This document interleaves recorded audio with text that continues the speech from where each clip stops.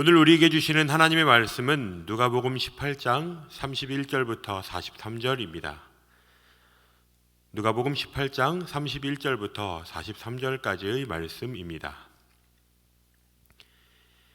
예수께서 12제자를 데리시고 이르시되 보라, 우리가 예루살렘으로 올라가노니 선지자들을 통하여 기록된 모든 것이 인자에게 응하리라.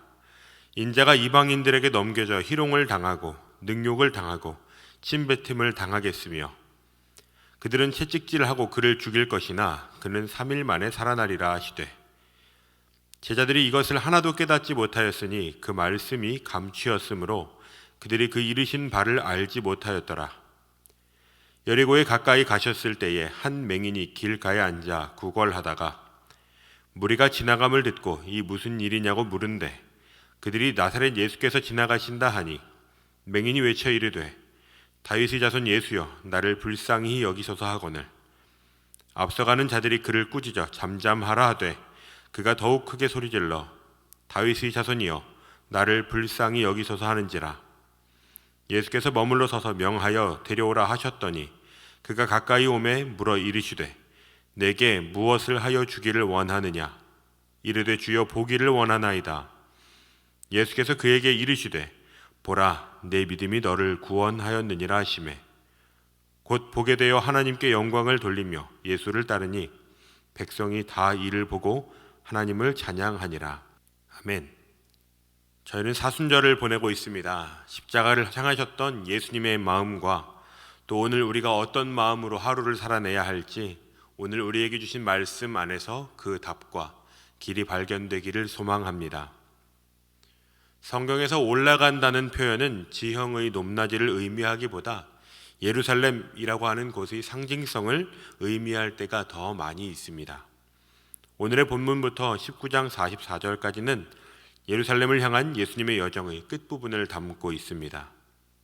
본문에서 예수님은 예루살렘에서 자신이 당하실 순환을 예고하고 계십니다. 이방인들에게 넘겨져 희롱을 당하시고 능욕을 당하시고 침뱉음을 당하시고 이방인들이 예수님을 채찍질하고 죽일 것이라고, 그리고 3일 만에 다시 살아날 것을 약속하고 계시는 것입니다. 이 이야기는 제자들에게 뚱딴지와 같이 들렸을 것입니다. 누가는 제자들이 하나도 깨닫지 못했다고 기록하고 있는데요. 깨닫는다는 것은 어느 정도 비슷한 사고체계나 이해가 있어야 가능한 것입니다. 지금 예수님께서 예루살렘으로 향하시는 그 예수님의 마음과 제자들의 마음이 얼마나 다른지를 보여주고 있는 것입니다. 예수님께서는 고난받는 종에 관해 말씀하셨지만 당시 유대인들은 군사적인 메시아를 기대하고 있었습니다. 본문은 그 말씀이 감추였다라고 말합니다. 모든 것이 우연히 이루어지는 것이 아니라 하나님의 통치와 계획 아래 이루어지고 있다는 것을 의미합니다. 제자들은 여전히 아직 알지 못하고 있지만 예수님은 이미 어떤 일이 벌어질지를 아시면서도 예루살렘을 향해 한 걸음 한 걸음 나아가고 계십니다. 35절부터 43절에서는 여리고 부근을 향하시던 중에 만난 한 맹인의 이야기가 나옵니다. 그는 지금 길가에 앉아 구걸을 하고 있습니다. 앞도 볼 수 없고 다른 사람들의 도움을 받으면서 살아야 하는 비참한 처지에 놓인 사람입니다. 그는 주변에서 평소에 들을 수 없는 시끄러운 소리가 들리자 사람들에게 물었습니다. 그리고 주변에 있는 사람들은 나사렛 예수께서 지나가신다고 알려주었죠. 아마도 예수님을 따르던 무리가 적지 않았을 것입니다. 수많은 인파 가운데 유월절이 다가오고 있고 예수님을 가르침을 들은 사람들이 지나가는 소리는 아마 이 맹인을 사로잡기에 충분했을 것입니다. 오늘 본문에 등장하는 맹인은 이 기회를 놓치지 않고 외쳤습니다. 다윗의 자손 예수여, 나를 불쌍히 여기소서. 다른 사람들은 예수님을 나사렛 예수라고 부르고 있는데 반해 지금 맹인은 눈으로 볼 수 있는 사람들이 알려준 호칭과 달리 다윗의 자손이라는 호칭으로 예수님을 부르고 있습니다. 이 표현은 예수님께서 메시아라고 고백하는 의미를 가지기도 합니다. 누가복음에서 예수를 다윗의 자손 예수라고 고백하는 장면은 이 본문이 유일합니다. 제자들은 예수님께서 자신의 사명과 일어날 일을 말씀해 주셔도 알아듣지 못했는데 오히려 여리고 부근에 있던 한 맹인은 제자들과 또한 예수님을 따르던 주변의 사람들도 고백하지 못했던 귀한 고백을 하고 있는 것입니다. 지금 이 맹인은 예수님을 하나님이 약속하신 구원자 메시아로 고백하고 있습니다. 유대교에서는 다윗의 아들인 솔로몬이 치유의 능력을 가졌고 귀신을 넘어서는 권세가 있었다는 전승이 있는데요. 역설적이게도 예수님과 함께 시간을 보내며 예수님이 어떤 일을 행하셨는지 예수님의 능력을 경험하고 보고 들은 사람들보다 오히려 눈먼 맹인이 예수님의 진짜 모습을 고백하고 있는 것입니다. 예수님을 따르던 사람들에게 당시 일반적인 사람들의 시선에서 이 맹인은 몹시 하찮은 존재였을 것입니다. 소경은 잠잠해야 하고 예수님과 같이 존귀한 분 주변에 나올 수 있는 그런 대상이 아니었죠. 하지만 주변 사람들의 제지는 오히려 이 맹인의 마음을 더 불타오르게 만들었습니다. 예수님께서는 그 부르짖음을 들으시고 데려오라고 말씀하십니다. 마가복음에서는 이 장면을 조금 더 자세히 기록하고 있는데요. 마가복음 10장 49절과 50절에 보면 예수께서 머물러 서서 그를 부르라 하시니 그들이 그 맹인을 부르며 이르되 안심하고 일어나라 그가 너를 부르신다 하매 맹인이 겉옷을 내버리고 뛰어 일어나 예수께 나아오거늘. 그는 앞이 보이지 않으면서도 거친 숨을 몰아쉬며 예수님께 나아오고 있습니다. 상상해 보십시오. 이것이 일반적인 모습이 아닌 것입니다. 그는 그만큼 절박하게 예수님께 나왔고 예수님께서는 그에게 물으셨습니다. 내게 무엇을 해주기를 원하느냐? 그는 거친 호흡을 몰아쉬며 이렇게 말했습니다. 주여, 내가 보기를 원하나이다. 그는 지금 예수님을 주라고 고백하고 있습니다. 그리고 그는 어떻게 되었나요? 예수님의 말씀대로 내 믿음이 너를 구원하였느니라 라는 말씀과 함께 그는 나음을 입고 보게 되었습니다. 이제 그는 예수님을 볼 수 있게 되었습니다. 어두움에서 빛으로 아무도 관심을 가지지 않던 이에서 예수님의 역사적인 치유 사건의 주인공으로 변화되게 되었습니다. 유대인들의 문헌에 보면 메시아의 자격 중 하나가 눈먼 자를 보게 하는 것이었습니다. 마가복음에 의하면 그의 이름은 바디메오라고 기록되어 있습니다. 디메오의 아들이라는 뜻입니다. 디메오는 절망이라는 의미를 가지고 있는데요. 유래는 알 수 없지만 그의 인생은 절망의 아들과 같은 삶이었습니다. 하지만 예수님께 나온 이 한 사람, 이 사람의 인생은 더 이상 절망의 시간들이 아니라 놀라운 반전의 주인공 그 자체가 된 것입니다.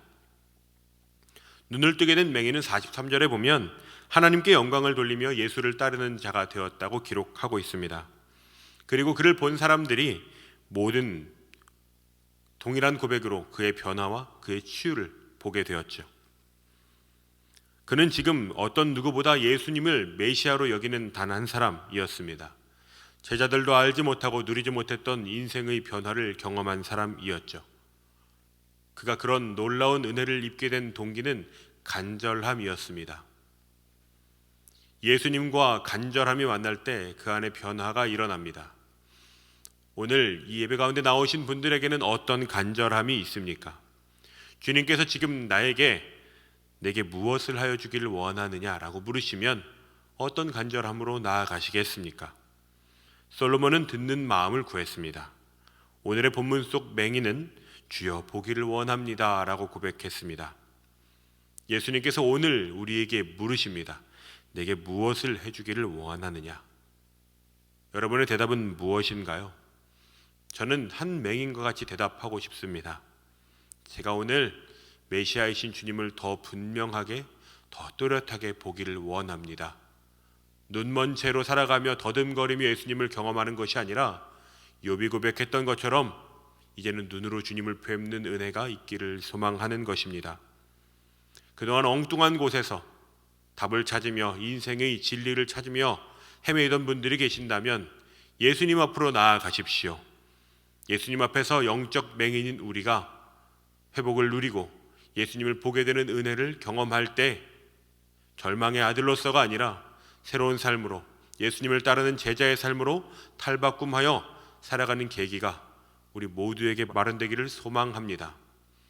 오늘 말씀을 들으시며 함께 예수님께로 나아가 보시는 것은 어떨까요? 주님이 우리에게 오늘 물으신다면 주여 내가 보기를 원하나이다, 우리의 눈을 열어 주시옵소서 하는 간절한 마음으로 나아가실 때 우리의 어두운 영역들, 우리의 감추어진 영역들이 밝아지고 그동안 우리가 알 수 없었던 예수 그리스도의 참모습을 발견하게 되는 오늘이 될 것을 소망합니다. 그러한 소망을 가지고 함께 나아가기를 사모합니다. 이 시간 함께 기도하면 좋겠습니다. 오늘 말씀을 기억하시며 기도하실 때 주여 내가 보기를 원합니다. 제가 본문 속의 그 맹인입니다. 제가 주님을 더 분명하고 뚜렷하게 다른 곳에 마음을 흔들리지 않고 보기를 사모합니다. 그런 사모하는 마음을 가지고 이 시간 함께 기도하겠습니다. 살아계신 나의 능력의 하나님, 오늘 말씀을 통하여 우리에게 도전하시는 영역들이 있게 하심을 감사합니다. 오늘 예수님을 바라며 소리쳤던 한 맹인처럼 우리가 그 간절함을 가지고 주님의 보좌 앞으로 나아가기를 사모합니다. 이 시간 기도하며 나아가는 모든 겸손한 성도들 안에 주여 우리가 보기를 원합니다 하는 기도를 드릴 때 하나님 이 시간 우리의 눈을 열어 주시옵소서.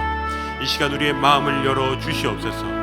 우리가 그동안 미처 알지 못하던 예수님의 풍성하시고 예수님의 아름다우시고 지금 오늘도 나와 함께 하시는 임마누엘이신 예수님을 우리가 보며 살아갈 수 있는 은혜가 있게 하여 주시옵소서. 우리에게 수많은 문제들, 기도의 제목들, 당장 기도가 필요한 영역들이 많이 있지만 하나님 그 무엇보다 가까이에서 우리를 위하여 일하시고 역사하시는 살아계신 예수님의 손길을, 살아계신 예수님의 놀라운 음성과 능력을 경험하게 하여 주시옵소서.